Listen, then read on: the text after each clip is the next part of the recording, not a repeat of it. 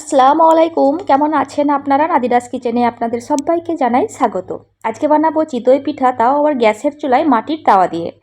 প্রথমেই একটা নতুন মাটির তাওয়া নিয়ে নিয়েছি। এটা এর আগে কিন্তু একবারও ব্যবহার হয়নি। গ্যাসের চুলায় তাওয়াটি দিয়ে চিতই পিঠা বানানোর জন্য প্রথমে তাওয়াটিকে রেডি করে নিতে হবে। প্রথমে খুব ভালো করে শুকনো কাপড় দিয়ে তাওয়াটিকে মুছে নিয়েছি। জল দিয়ে ধুলে কিন্তু হবে না, শুকনো কাপড় দিয়েই খুব ভালো করে মুছে নিতে হবে। তারপরে কিছুটা সরিষার তেল দিয়েছি, দিয়ে খুব ভালো করে তেলটা মাখিয়ে নিচ্ছি। এক পিঠটায় প্রায় মাখানো হয়েই গেছে, অপর পিঠটাতেও খুব ভালো করে তেলটা মাখিয়ে নিতে হবে। প্রয়োজনে অল্প একটু তেল দিতেও হতে পারে। অপর পিঠটাতেও খুব ভালো করে তেল মাখিয়ে নিচ্ছি, আর একটু তেল কম মনে হচ্ছিল, সেই জন্য অল্প একটু তেল দিয়ে আবারও খুব ভালো করে মেখে নিতে হবে। তারপর এই তাওয়াটিকে গ্যাসের ফ্লেম একেবারে কম রেখে 10 মিনিটের জন্য গরম করে নিচ্ছি। সেটা আমি আর দেখাচ্ছি না, অবশ্যই 10 মিনিট একেবারে লো ফ্লেমে গরম করে নিতে হবে। অন্যদিকে চিতই পিঠার ব্যাটারটি তৈরি করে নিচ্ছি। একটা পাত্র নিয়েছি, তার উপরে একটি স্ট্রেনার বসিয়ে দিচ্ছি। তার মধ্যে দিয়ে দিচ্ছি শুকনো চালের গুঁড়ো। এখানে আমি 3 কাপ শুকনো চালের গুঁড়ো দিয়ে দিচ্ছি। দিয়ে খুব ভালো করে চেলে নিচ্ছি। চেলে নেওয়ার ফলে চিতই পিঠাটি কিন্তু খুব সুন্দরভাবে ফুলবে। চেলে নেওয়া হয়ে গেছে। এরপর এর মধ্যে দিয়ে দিচ্ছি লবণ। এখানে আমি 1 চা চামচ লবণ দিয়ে দিচ্ছি। এরপর লবণের সাথে চালের গুঁড়ো খুব ভালো করে মিশিয়ে নিয়েছি। এছাড়া আর বিশেষ কিছুই লাগে না এই চিতই পিঠা বানানোর জন্য। এরপর এর মধ্যে দিয়ে দিচ্ছি জল। এখানে আমি গরম জল দিচ্ছি, একেবারে কুসুম গরম জলও না, আবার একেবারে ফুটন্ত গরম জলও না, মিডিয়াম গরম জল এখানে দিতে হবে।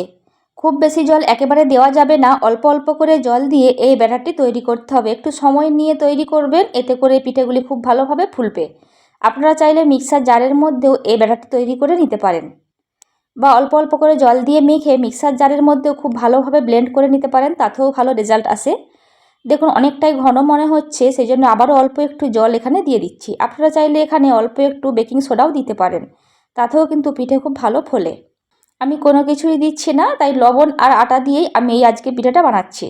বেশ কিছুক্ষণ সময় নিয়ে, প্রায় 10 থেকে 15 মিনিট সময় নিয়ে আমি এই ব্যাটারটি মেখে নিয়েছি। আর দেখুন এরকম ঘন হয়েছে। এই ঘনত্বটাই রাখতে হবে, খুব বেশি পাতলাও না, আবার খুব বেশি মোটাও না। এরকম ঘনত্ব করে এই চিতই পিঠার ব্যাটারটি তৈরি করতে হবে। ঘনত্বটা আপনাদের দেখিয়ে দিচ্ছি, দেখুন ঠিক এই রকম। দেখে হয়তো কিছুটা বুঝতে পারছেন। এরপর এটিকে 10 মিনিটের জন্য রেস্টে রাখছি, তারপর আপনাদের দেখাচ্ছি। 10 মিনিট পর নিয়ে চলে এসেছি। এইবার এটিকে পিঠা বানিয়ে নিতে হবে। তাওয়াটিও খুব ভালো করে গরম হয়ে গেছে। এরপর যে কাপড়টা দিয়ে তেল মাখিয়েছিলাম, সেই কাপড়টা দিয়ে একবার তাওয়াটি মুছে নিচ্ছি, এতে করে পিঠাটা খুব সহজেই উঠে আসবে। এরপর অল্প একটু ব্যাটার আমি এই তাওয়ার মধ্যে দিয়ে দিচ্ছি। আমি কয়েকটা পিঠা বানিয়ে নিয়েছি, তারপর আপনাদের দেখাচ্ছি। গ্যাসের ফ্লেম কিন্তু প্রথম থেকে শেষ পর্যন্ত হাইয়ে থাকবে, গ্যাসের ফ্লেম কোনোভাবেই কমানো যাবে না। প্রথম 1 মিনিট আমি এই ঢাকনা ছাড়াই রেখেছিলাম, তারপর 2 মিনিটের জন্য ঢাকনা দিয়ে রাখছি। আর দেখুন মার্শাল্লাহ কত সুন্দরভাবে পিঠাগুলো ফুলেছে, হয়তো আপনারা সেটা দেখেই বুঝতে পারছেন। আর পিছনটা দেখিয়ে দিচ্ছি, দেখুন ঠিক এরকম হয়েছে। আবারও একটা আপনাদের বানিয়ে দেখিয়ে দিচ্ছি। আজকের রেসিপি যদি আপনাদের ভালো লেগে থাকে, আপনারা ইউটিউব থেকে দেখে থাকলে আমার চ্যানেলটি সাবস্ক্রাইব করতে পারেন, আর ফেসবুক থেকে দেখে থাকলে আমার পেজটিকে ফলো করতে পারেন। সম্ভব হলে আত্মীয় পরিজনদের মধ্যে আমার রেসিপিগুলি শেয়ার করতে পারেন। বাড়িতে অবশ্যই এই প্রসেসে একবার হলেও বানাবেন, তারপর আমাকে কমেন্ট করে জানাবেন রেসিপিটা আপনাদের কেমন লেগেছে। দেখুন প্রত্যেকটা পিঠাই কিন্তু খুব সুন্দরভাবে ফুলছে, আর ভেতর থেকে কিন্তু অনেকটাই জালিদার হচ্ছে। এইভাবে আমি আবারও একটা আপনাদের বানিয়ে দেখিয়ে দিচ্ছি। প্রত্যেকবারেই কিন্তু এই কাপড়টি দিয়ে আমি এই তাওয়াটি মুছে নিচ্ছি, এতে করে পিঠাটা কিন্তু খুব সহজেই উঠে আসবে। আপনারা চাইলে পিঠার সাইজ আর একটু বড় করেও করতে পারেন, তবে আমি কিন্তু একটু ছোট করেই বানাচ্ছি।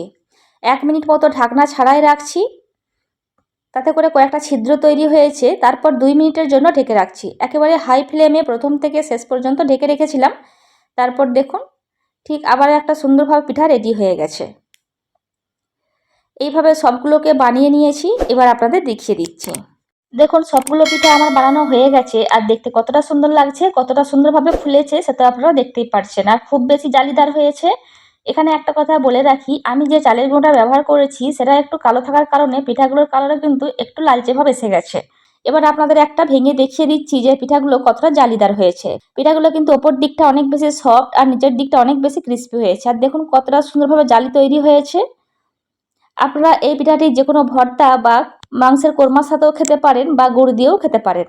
বাড়িতে অবশ্যই এই রেসিপিটা বানাবেন, তারপর আমাকে কমেন্ট করে জানাবেন রেসিপিটা আপনাদের কেমন লেগেছে। ভালো লাগলে অবশ্যই একটি লাইক দেবেন। আর কি কি শীতের পিঠা আপনারা দেখতে চান সেটাও আমাকে কমেন্ট করে জানাবেন, আমি চেষ্টা করব আপনাদের বানিয়ে দেখানোর। এই রেসিপি সংক্রান্ত কোনো কোয়ারিজ থাকলে সেটাও আমাকে কমেন্ট করে জানাবেন, আমি অবশ্যই আপনাদের রিপ্লাই করব। ভিডিওটা এখানেই শেষ করছি, ভালো থাকবেন সবাই, আমাদের দোয়া করবেন, আমার রেসিপিগুলি দেখবেন। খোদা হাফেজ।